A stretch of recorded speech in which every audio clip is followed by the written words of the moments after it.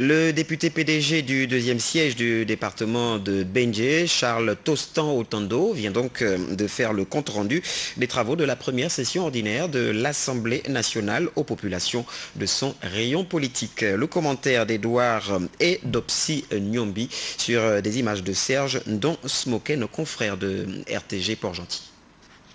Visiblement ravi au lendemain de sa brillante élection de député à l'Assemblée nationale, l'honorable Charles Tostan Otando avait placé son mandat sous le signe de la continuité des actes tout en promettant d'être toujours proche de ses électeurs et de tous les habitants du canton Ogoué. C'est dans ce sens qu'il vient de sillonner les villages Komikasa, Yoande, Mbumba, Paris et Sindé pour faire le compte-rendu des travaux de la première session ordinaire de l'Assemblée nationale. Moi, Charles Otando, je ne pars pas dormir là-bas. Parce que si je dors, je ne pourrais pas venir vous rendre compte. En ce qui concerne l'examen et l'adoption des projets de loi, il y en a eu 13. Mais je parlerai de 3.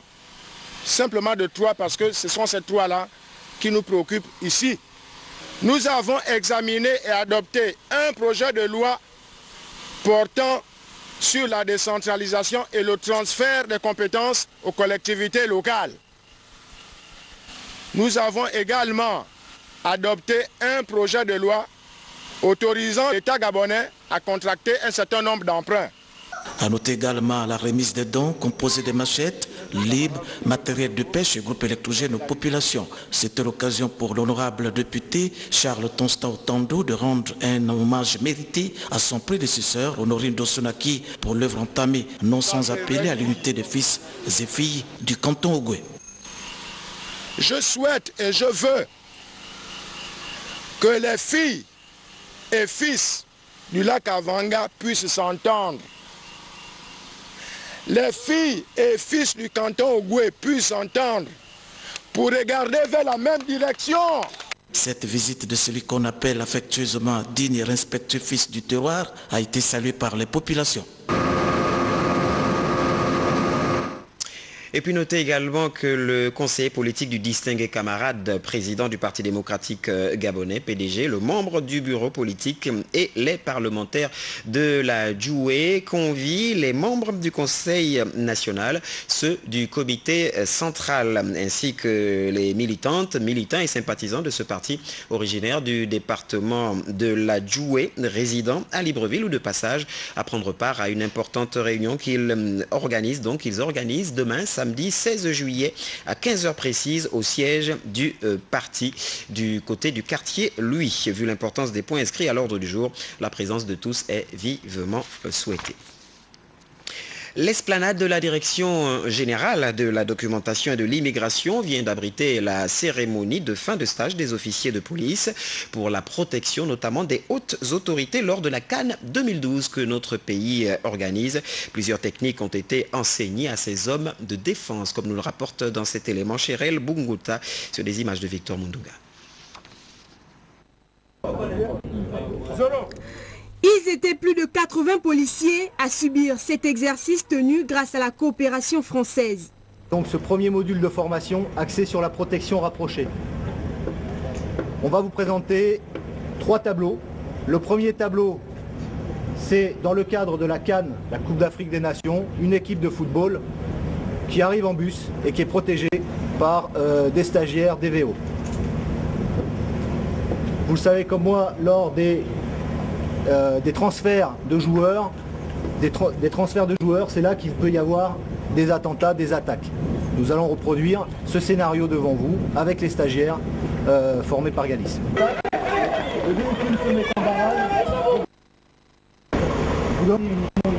Cette formation, adaptée aux exigences de l'organisation de la Coupe d'Afrique des Nations, a donné place à plusieurs exercices de simulation.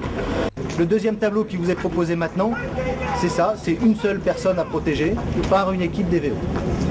Vous avez une attaque, donc les gardes du corps sortent et neutralisent l'objectif pendant qu'on évacue le VIP.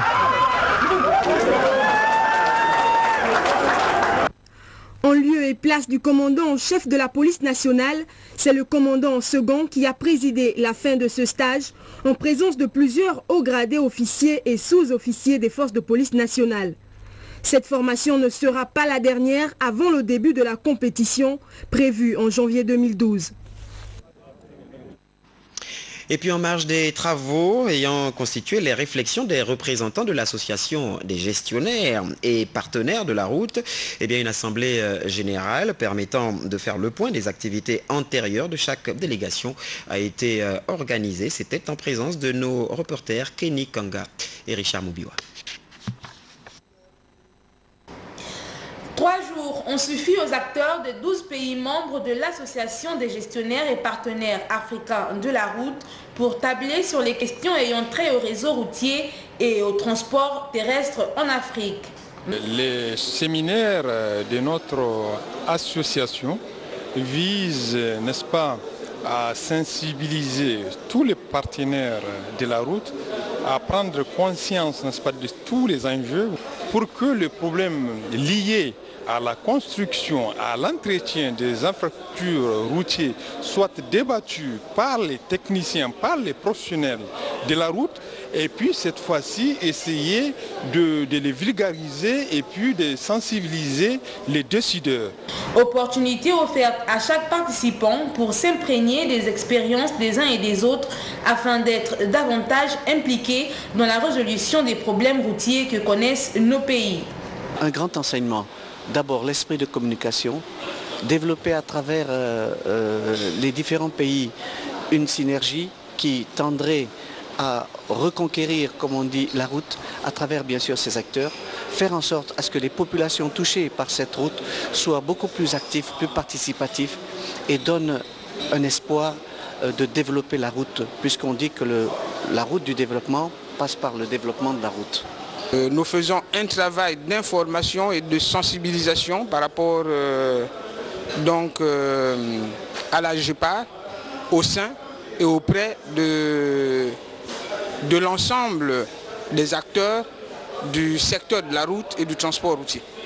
Vivement que les recommandations faites au terme de cette assemblée permettent aux décideurs africains et gabonais particulièrement d'apporter leur pierre à l'édifice en vue de valoriser les ressources humaines et permettre une amélioration significative de la qualité des travaux réalisés dans le secteur des travaux publics. Et puis pour la boucle, les aspects culturels du peuple atégué mis au goût du jour et portant sur un rappel historique. C'est du moins l'objectif visé par Marc Allende Ndouna au travers de son ouvrage présenté au public dans le cadre du prix scénariste. Marie-Josée Ndombi. Tradition, us et coutumes des Atégués à la lumière du temps, c'est le titre de l'ouvrage proposé par Marc Allende Ndouna qui traite de la thématique des traditions du peuple atégué. L'intérêt, c'est inciter les jeunes à étudier leur histoire. Nous sommes indépendants depuis plus de 50 ans, mais malheureusement dans nos écoles, dans nos lycées, dans nos collèges, nous ne faisons que la redite. C'est toujours les mêmes histoires qu'on ne fait que nous enseigner. Il est temps que les Africains prennent conscience de leur histoire et qu'ils la mettent en pratique. D'où la nécessité que j'ai trouvée d'écrire Tradition, us et coutumes des Atégués. Au travers de ces 240 pages, l'écrivain met au goût du jour les aspects portant sur un rappel historique, de même que d'autres pans qui rythmaient la vie de ses ancêtres et des rapports issus des mariages sous toutes ses facettes. Ici, nous avons les différents types de mariages. Ici, nous avons le type de mariage au Bali. L'illustration de l'Ondala nous montre ce qui suit. Je suis issu d'un grand-père et d'une grand-mère. Dans la tradition, l'enfant est l'enfant du père, mais appartient au clan de la mère. Ce qui sous-entend que, étant du clan de ma mère, mon grand-père étant du clan Louri, et ma grand-mère du clan Otari,